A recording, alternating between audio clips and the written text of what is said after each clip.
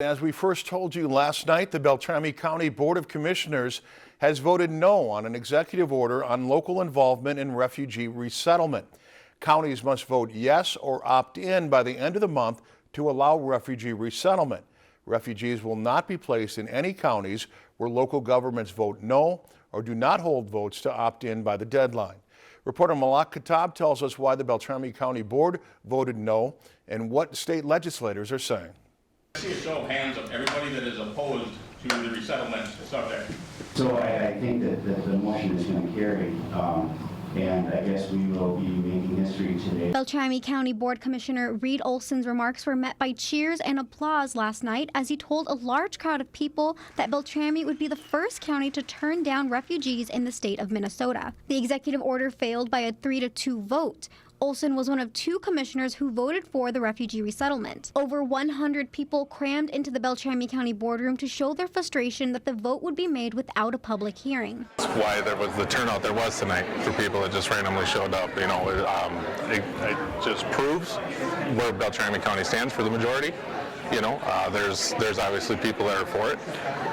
That's their beliefs, and that's fine. They're entitled to it. The discussion whether or not to allow a refugee resettlement into the county came after an executive order issued by President Donald Trump in September. The order requires a written letter from states and local governments to notify the State Department of their decision. When settlement happens, they look at where there are existing communities, so the chances of anyone coming to Bemidji are very slim.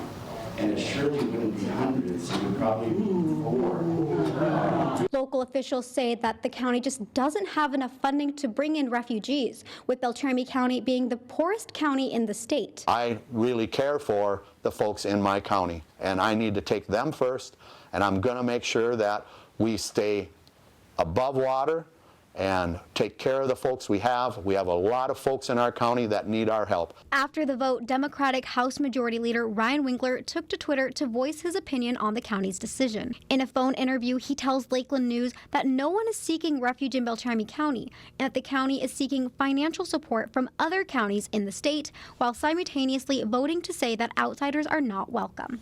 Nobody is applying for refugee housing or living in Beltrami County. There's no funding request, and Beltrami County already receives a lot of funding from taxpayers around Minnesota who include refugees and immigrants.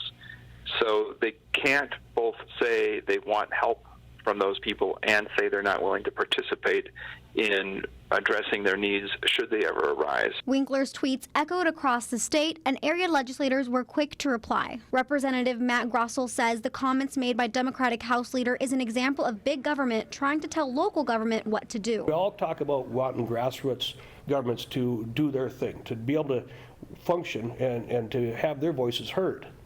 And to sound off in a threatening way as to say that, you know, you didn't vote the way I wanted to, so I just may work on withholding funds from you. That's not the way to do it. We're state legislators. We are public servants. The executive order goes into effect in June, and while more than a dozen counties have already submitted letters of consent, counties like St. Louis have tabled their vote until May. Reporting in Bemidji, Malaak Khattab, Lakeland News. No refugees have been resettled in Beltrami County in the past 5 years. This vote makes Beltrami County the second county in the nation to turn down the executive order. If you enjoyed this segment of Lakeland News, please consider making a tax-deductible contribution to Lakeland PBS.